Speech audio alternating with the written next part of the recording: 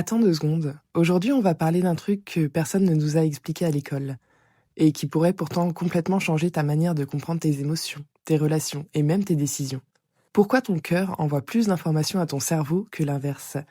Eh oui, t'as bien entendu, le cœur n'est pas juste un organe qui fait... C'est vraiment un vrai système d'intelligence.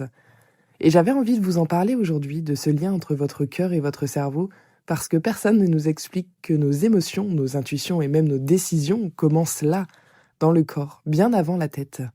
Et comprendre ça, ça peut vraiment changer votre façon de vous écouter. On commence par un truc simple. Ton cœur contient 40 000 neurones.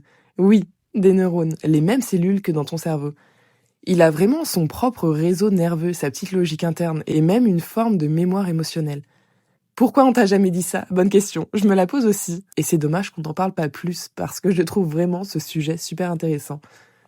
Et le plus fou, c'est que ton cœur envoie plus de signaux à ton cerveau que ton cerveau n'en envoie à ton cœur. C'est incroyable, non? En gros, c'est lui le patron de la relation. Et à chaque seconde, ton cœur envoie des informations sur ton état interne.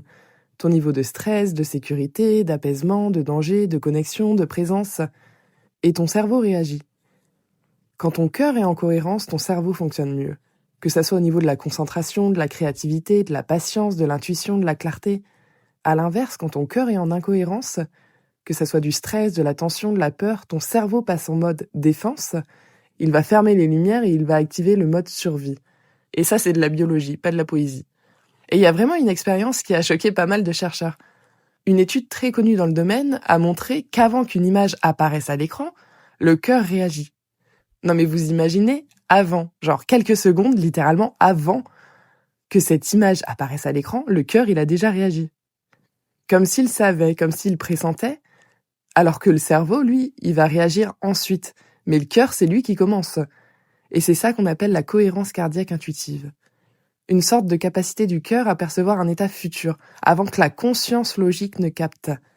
Alors est-ce que ça veut dire que ton cœur prédit l'avenir? Non, mais il capte quelque chose d'avant mental, quelque chose de subtil. Et je sais pas vous, mais moi je trouve ça incroyable. Un truc que je trouve fou aussi, c'est que ton cœur, il synchronise avec les cœurs autour de toi. Non mais, c'est incroyable. Quand deux personnes ont un lien fort, leur rythme cardiaque se synchronise.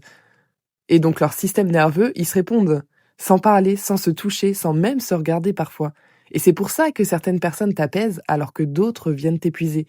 C'est pour ça que tu peux te sentir mal à l'aise avec quelqu'un sans forcément raison logique. Ton cœur, il a déjà reçu l'info, pendant que ton cerveau, lui, il essaye encore de comprendre. Et je trouve qu'on en parle, mais tellement pas assez de tout ça. Je sais pas vous. Enfin, je trouve ça quand même super intéressant. En fait, tout ce qui touche à l'invisible, je sais pas vous, mais moi, ça me passionne. Et ça, c'est pas quelque chose qu'on voit, du coup, que ce soit notre cœur qui se synchronise avec un autre cœur. Enfin, ça, c'est des choses qu'on ne peut pas voir. Et donc, parfois, c'est difficile de le croire. Mais je pense qu'on le ressent. Ça fait tout. En parlant de ça, justement, il y a un truc qui m'est arrivé il y a quelques mois. J'étais avec une personne avec qui j'ai un lien très particulier. Tu sais, ce genre de présence qui t'apaise même quand tu ne dis rien. Et vraiment, à un moment, un tout petit moment, on parlait plus un mot, rien, vraiment, on était juste posés. Il y avait juste du silence. Et vous savez, j'ai vraiment senti mon cœur ralentir, se poser, comme si mon corps disait « Ok, là c'est safe ». Et je me suis rendu compte d'un truc fou, c'est que ma respiration, elle s'était calée sur la sienne.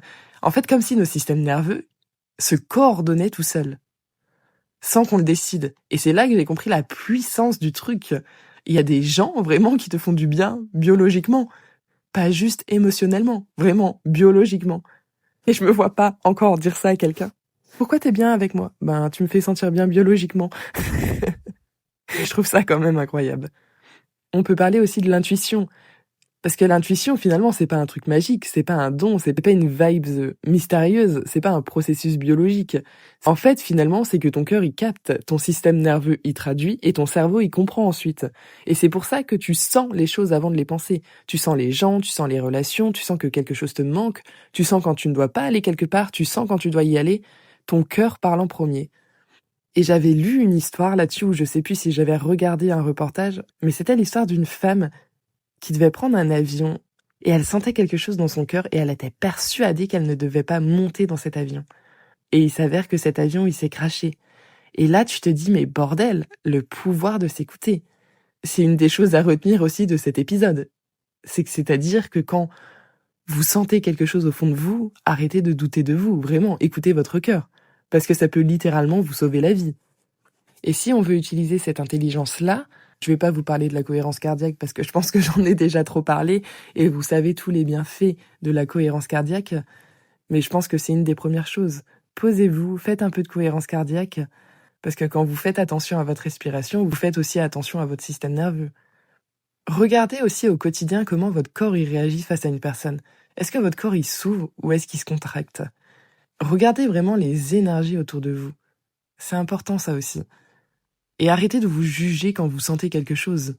Vous n'êtes pas irrationnel, vous êtes câblé pour ressentir, littéralement. Je trouve ça aussi important de noter les endroits où on se sent bien, ou mal, justement. Notre corps, il n'a pas de filtre, et c'est pour ça que c'est important d'apprendre à l'écouter. Si on se sent mal dans un endroit, même si le cerveau ne sait pas encore pourquoi, faites-vous confiance et écoutez-vous. Et faites confiance à la cohérence. Si votre cœur, il se calme, c'est que vous êtes certainement au bon endroit. On dit souvent « écoute ton cœur », et toute ta vie, on t'a sûrement fait croire que c'était une phrase un peu naïve, un peu fleur bleue, et à moi aussi d'ailleurs, mais en réalité, c'est peut-être le conseil le plus scientifique qu'on recevra jamais. Notre cœur, c'est pas un poète, c'est un capteur, un messager, un guide, et si on commençait juste un peu à lui faire confiance. Merci d'avoir écouté ce nouvel épisode d'Attends 2 secondes. J'espère que cet épisode vous a parlé. N'hésitez pas à le partager, à en parler autour de vous. Et juste à écouter votre cœur, un peu plus aujourd'hui et un peu plus demain. Je vous fais des bisous, je vous souhaite une belle semaine. Prenez soin de vous. Ciao!